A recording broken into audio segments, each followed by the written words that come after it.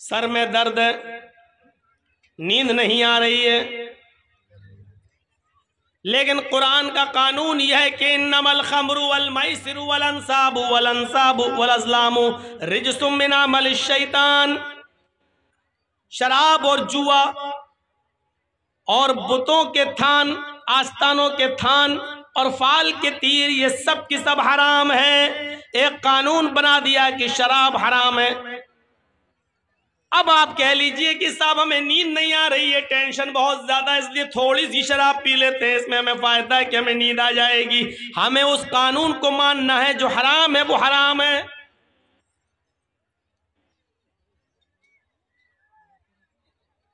मेरे प्यारे साथियों, कुदामा इब्ने मज़ऊन ने बुखारी शरीफ के अंदर ये मंजर देखा जा सकता है। बहुत बूढ़े हो चुके थे, बहुत बूढ़े हो चुके थे, बीमारी की हालत में वो बिस्तर से भी उठते नहीं थे। कभी जब तबीयत ठीक होती थी तो लाठी लेकर वो मस्जिद में नमाज पढ़ने के लिए जाया करते थे। एक दिन उनको शदीद दर्द हुआ, इस बुजुर्ग सहाबी को इतना दर्द हुआ कि ये बर्दाश्त नहीं कर सके, तो उनके घर के किसी मेंबर ने उनको शराब की थोड़ी सी मिकदार उनको दे दी। आए कुदामा, ये थोड़ी सी शराब पी लीजिए, आपके साथ मजबूरी है, दर्द से आप कराह रहे हैं, बेचैन है, नींद नहीं आ रही है, और इस वक्त हम आपको किसी डॉक्टर, किसी हकीम के पास भी लेकर नहीं जा सकते हैं, रात काफी हो चुकी है। तो कुदामा इब्ने मज़ऊन ने ये सोचकर कि चलो थोड़ी सी शराब पी लें, इसमें हर्जी क्या है, उन्होंने 2-4 घूंट शराब के इसलिए पी लिए ताकि दर्द का असर खत्म हो जाए और मुझे नींद आ जाए। जैसे हम लोगों को जब दर्द होता है तो नींद की 1-2 टेबलेट खा लेते हैं, उन्होंने भी शराब के चंद घूंट पी लिए। ये खबर सुबह होते होते हजरत अबू हुरैरा को मिल गई, और अबू हुरैरा के जरिए खबर धीरे धीरे हजरत उमर फारूक के पास चली गई। हजरत उमर फारूक ने कुदामा इब्ने मज़ऊन को दूसरे दिन बुलाया और पूछा, क्या तुमने शराब पी थी? उन्होंने इकरार किया कि सर में दर्द, पैरों में दर्द, हाथ में दर्द, शिद्दत दर्द जब बढ़ गया और मुझे रात में बहुत ज्यादा बेचैनी होने लगी तो मैंने थोड़ी सी शराब इसलिए पी ली ताकि सुकून मिल जाए। हजरत उमर फारूक ने कहा, मजबूरी में भी अल्लाह के रसूल ने शराब पीने की इजाजत नहीं दी है, बीमारी में भी हमें अल्लाह के नबी सल्लल्लाहु अलैहि वसल्लम से शराब की पीने की कोई इजाजत नहीं मिलती है, लिहाजा तुमने अपने जुर्म का इकरार कर लिया, तुम्हें 40 कोड़े मारे जाएंगे। सारे सहाबा की मीटिंग होती है। सहाबा ने अर्ज किया, अमीरुल मोमिनीन, बुजुर्ग सहाबी हैं, मसला मालूम नहीं था, मजबूरी में शराब पी ली है, छोड़ दीजिए, कमजोरी है उनकी ऊपर। उन्होंने कहा कि मुझे कोई एक ऐसी हदीस या ऐसा वाकया बता दीजिए कि अल्लाह के रसूल के ज़माने में किसी मजबूर ने मजबूरी में शराब पी हो और अल्लाह के रसूल ने छोड़ दिया हो, मैंने छोड़ दूंगा।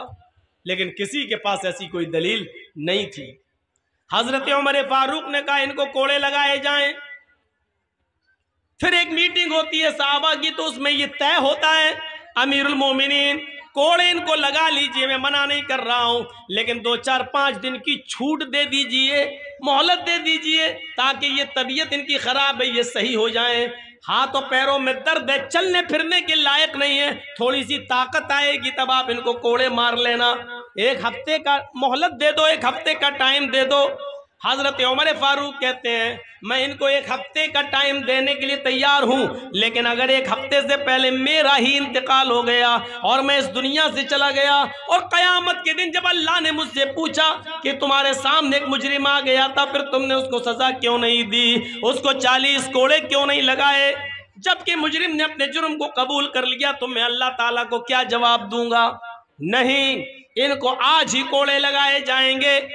बुखारी शरीफ के सफहात पर यह मंजर लिखा हुआ है मेरे भाइयों। फिर कुदामा इब्ने मज़ऊन, इस बूढ़े सहाबी को हजरत उमर फारूक ने 40 कोड़े पड़वाए, और 40 कोड़े उनको जब मारे गए तो उनको हड्डियों में इतना सख्त चोट लग चुकी थी उन 40 कोड़े खाने के बाद। फिर वो 1 साल 2 साल तक बिस्तर ही पे पड़े रहे। फिर वो उठने के लायक नहीं रहे। वो 40 कोड़े खाने के बाद वो पेशाब और पायखाना भी बिस्तर पर किया करते थे। फिर वो उठने के लायक नहीं रहे, वहीं वुजू बनवाया जाता था और उसी बिस्तर पर वो नमाज पढ़ते थे। 40 दुर्रे खाने के बाद, कोड़े खाने के बाद उनका जनाजा उसी बिस्तर के ऊपर उठता है। मेरे प्यारे साथियों, उमर फारूक ने इन तमाम चीजों की कोई परवाह नहीं की है।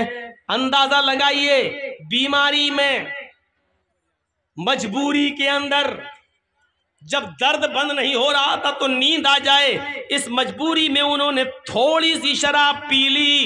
इस पर भी हजरत उमर फारूक ने उनको 40 कोड़े मारे।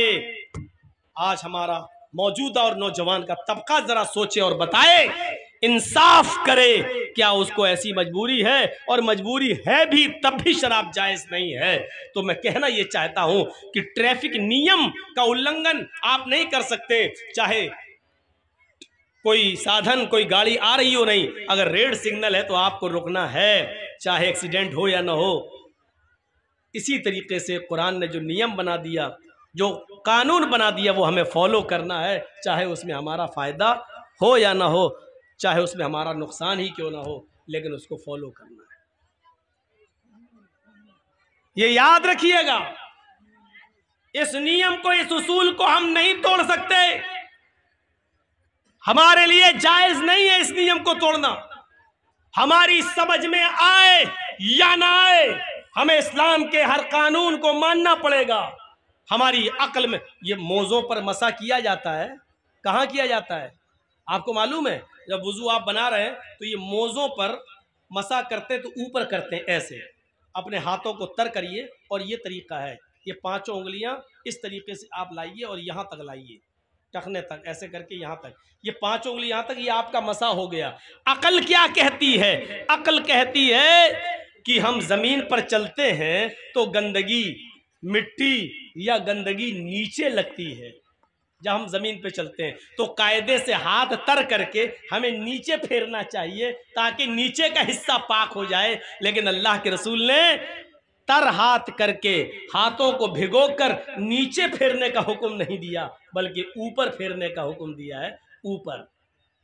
अब आप कहेंगे साहब गंदगी तो नीचे लगती है, अल्लाह के नबी ऊपर के हुक्म दे रहे हैं, हमें नहीं मालूम क्यों दिया है, और ना ही अल्लाह के रसूल के इल्म में हमें बराबर का शरीक होने का हक है। हमें सिर्फ इतना मानना है, नबी ने कहा है, हमें करना है, यही कानून है, इसी को हमें फॉलो करना है, चाहे हमारी अक्ल में आए या ना आए।